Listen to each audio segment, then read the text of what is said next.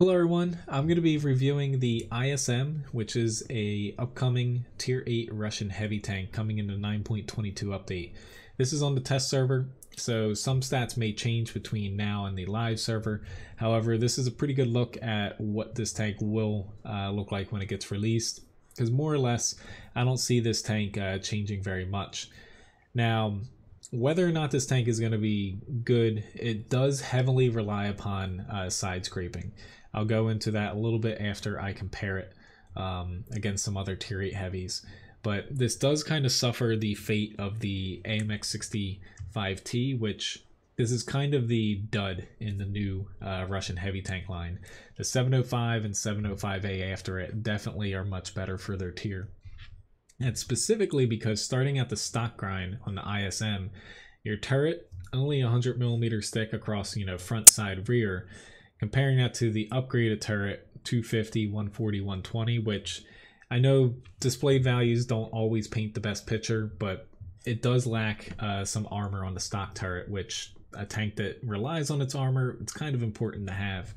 And then the stock 122 gun, really bad accuracy, kind of low DPM, and not too great in the pen department at 175 for the base round, comparing it to the upgraded gun, which of course has much better, or not much better accuracy, but a little bit better accuracy, definitely more DPM, and also much better penetration. So starting out, the ISM is definitely a hard stock grind. It gets a little bit better when it's elite, but it still struggles a little bit with a few areas.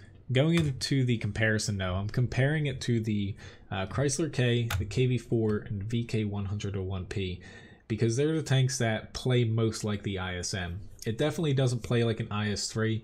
The ISM has rear turret, doesn't have a lot of gun depression to work with. Not that the IS-3 does, but basically it's a rear turret tank, and it's heavily focused around its armor. Now all these tanks have 100% cruise, no equipment on them, no crew skills, no camouflage, to kind of give it an even playing field. Looking at the guns starting out, 390 damage, not low for a tier 8 heavy, towards the upper end. Only in this comparison does the VK101P beat it out. Penetration at 212, not bad, it beats the Chrysler K.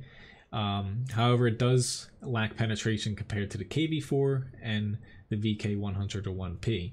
One thing to note, since premium rounds are pretty prevalent in today's game, APCR 240mm of pen. Not too bad, but for a tier 8 heavy, when you're going to be facing 9s and 10s, a little bit low if you run into a super heavy tank or something with pretty decent armor. So 240 on the ISM compared to 260 on the Chrysler K, and then stepping up to the KV4, you have 289mm of pen, and the VK101P, again 260. So it lacks a little bit of penetration when it comes to its premium round, and outside of being better on a standard round than the Chrysler K, it does lack a little bit of penetration compared to like the KV4 and the VK101P. But overall, 212 is workable. It's only when you start factoring in that this tank does have pretty poor accuracy at 0.4, which is worst out of this comparison and one of the worst tier 8 heavies as far as accuracy goes. Does that penetration start to come into play? Now, turret traverse is best out of the heavy tanks here. 33 degrees a second is not bad at all, especially when you compare it against the VK that only has 15. Gun depression, worst when it comes to gun depression. No surprise, it's a Russian tank. Even the KV4 beats it out by 1 degree, and the VK blows it out of the water with -8. Now, the aiming time here is also not very good at all. Almost 3 seconds, so it has a long aim time, poor accuracy, a little bit low on the pen, but the pen overall, it's not like T32 heavy tank level of pen for the standard round. So it is workable, but the gun does redeem itself a little bit by having a good DPM, a little bit under 2100 damage per minute, which is more than 100 over the Chrysler K. Once you start getting to the VK, it's 250 DPM higher, and the KV4 142. So even though it is a little inaccurate and it lacks a few other little stats with its gun, it does have a pretty hard hitting gun. It's got the DPM, it just lacks the accuracy and a little bit of raw penetration if you're against an armored tank. Hit points, 1500, a little bit low when you stack it up against the much larger KV4 and the VK101P, but in line with the Chrysler K. Going to the armor here, I'll break down the armor a little bit more after the comparison, but just glancing over, comparing it to these three tanks here. Frontally, just facing straight on, Chrysler K blows it out of the water. It's a little bit better than the KV4, I would say. Head on, the ISM definitely has a lower glacis weak spot. It's just KV4 has a few more weak spots on the hull that can be penned by other tier 8 heavies. And the ISM's turret it's pretty strong. It does have a cupola weak spot, basically on the top right of the cupola if you're looking at it, the enemy's point of view. The KV4 does have a weaker turret in a few other areas compared to the ISMs, and it's much larger as well. VK101P has that lower weak spot, but overall the VK's armor is it's a pinch better, but it does have a couple areas on the turret that can be penned, whereas the ISM's turret front is pretty solid for a tier 8 heavy. Now, comparing them Sidescraping, I'm going to break down the ISM's armor after this, but comparing these to these three tanks, Sidescraping, Chrysler K, better than it, KV4, a little bit worse at Sidescraping.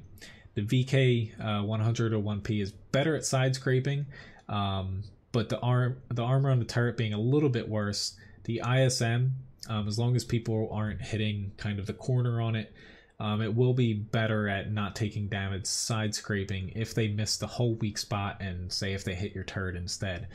But overall the VK is better at Sidescraping by a little bit. Moving to mobility though, you'll notice the engine power is a little bit lacking. However, the weight is the least amount of the tier 8 heavies here. Specific power, it's beat out by the Chrysler K, but the Chrysler K is a little bit ridiculous when it comes to its engine power compared to its weight. So basically, it's faster than the KV4, faster than the VK101P. However, 35 kilometers an hour is capped out by, much like the Chrysler K. It's zippy, but it is capped by that top speed. So while it is faster, it's not like it has a 45 kilometer an hour top speed that it can get a little bit faster. It's capped at 35, but it is fairly mobile. Traverse speed, worse than the Chrysler K, but again, the Chrysler K is kind of an outlier when it comes to armored heavy tanks, where it's really good in that department. But traverse speed is actually really good on the ISM for its class and tank type, especially when you stack it up to the KV4 and VK101P. Concealment, best in this comparison here, but 6 is not very great when it comes to camouflage, so it doesn't matter too much, but it is notable. One thing you will notice is, much like the KV4, the V range is atrocious. 350 meter V range is not very good at tier 8, and if you're against 9s and 10s, it's god awful. To where the Chrysler K 380, VK101P at 400, so it's a very, very big glaring weakness of this tank. And even the KV4s, even though that these tanks are kind of meant to brawl closer up, so it won't matter too much there, it is noticeable to where you're going to struggle at spotting things, and you're going to get torn apart by people who are going to be able to outspot you and possibly even shoot you a lot without you actually being able to see them. Now, getting down to the nitty-gritty as far as the armor goes, if you're looking head on at this tank, the lower plate, it is fairly thick. It's 170 millimeters thick, sits at 196 millimeters effective armor, so that'll give you pretty good protection against tier 6s, most tier 7s unless they're shooting premium. Tier 8s will be able to start cutting through it very effectively, and 9s and 10s can punch through it definitely almost 100% of the time. So lower plate is definitely a weak spot. but it will protect you against lower tiers if you're pointing directly at them. If you start angling, you can even get some tier 8s to bounce off of it, you know, about say 40% of the time. The upper plate does get weaker at 130 millimeters. However, it does sit at 260 millimeters effective armor. So it's not going to protect you against a lot of premium rounds getting chucked from tier 8s. Tier 9s and 10s can penetrate it fairly effectively if you don't angle it. But, you know, it is fairly strong to where tier 6s won't touch you there. Most tier 7s won't be able to pen you there, even with gold, unless it's a really high pen tier 7 premium round. The turret front, you know, it's not a very large turret when you have the upgraded one, and it is fairly well protected. Going back to the stock turret, you'll notice the cupola is much larger, and of course the armor is pretty thin for a tier 8 heavy, and things are just going to damage you left and right. The top turret, though, it's making sure I have everything back in place. It's a little bit more compact. Cupola is very small, to where most of the front, it's not like mind-blowing as far as the armor goes. Basically, you know, it's like 250 millimeters effective on the flattest areas here that people will be able to pen you. So it's not that well protected against, say, 9s and 10s, but against tier 8s it'll be very hard, and also under, for them to pen you here unless they have like a heat shell and they land it in that one area, given that the rest is pretty well sloped to the front, so they're going to bounce off there. The cupola, you know, it is very hard to hit, although, you know, it's about 150 millimeters effective, so very easy to pen even for tier 6 and 7s. But given that it's towards the back of the tank, and also given the size, it's actually really hard to consider it a true weak spot, to where, you know, more or less likely tanks are going to shoot you in your lower plate and swap to premium. But it is worth noting that there is that cupola weak spot. Now, getting to the side armor, you'll notice 120 millimeters as far as the listed value. It's about 140 millimeters effective on this angled side part. And then once you start looking at the lower hull, there's no huge surprises here, to where it's flat. It's flat on the side, same thickness at 120 millimeters, and you have 20 millimeters of track armor. The rear of the tank, not too well as far as protection goes, except for it will bounce tier 6 shells. It's still pretty strong. It sits over 100 millimeters effective on the bottom, 120 on the back, and then the rear turret 130. So you can get some bounces from tier 6s, even some tier 7s, especially if you're angling a little bit. The bread and butter of this tank, though, is going to be side scraping, to where, since your turret's pretty small, there's no huge weak spot on it. You know, tier 9 and 10, of course, they're going to be able to penetrate you still. You're just a tier 8 heavy, but you do have a chance to actually bounce their rounds. Basically, coming around a corner, your main area people are going to be able to pen you, you'll notice, is this rounded area. That's always going to be a weak spot no matter what you do with it. It's you know you're going to angle a little bit, a lot. People are going to pen you here when you're trying to side scrape. You can get this tank to where basically from here back and basically from here back, people can't penetrate you too well. If they're firing heat, your shells or their shells are going to get soaked up by the tracks, to where unless they hit you here, or, you know, in this very small spot on the turret front, it's going to be very hard for them to damage you, to where it is a very good side scraper. So it's one thing to note, because, you know, while its armor does have holes, if it's flat on the side, or if it's looking flat on in the front and people are able to hit your lower plate, it does make up for it by being able to side scrape a little bit. So in the grand scheme of things, when it comes to this tank, you know, the gun hits hard for its tier. It's got good DPM.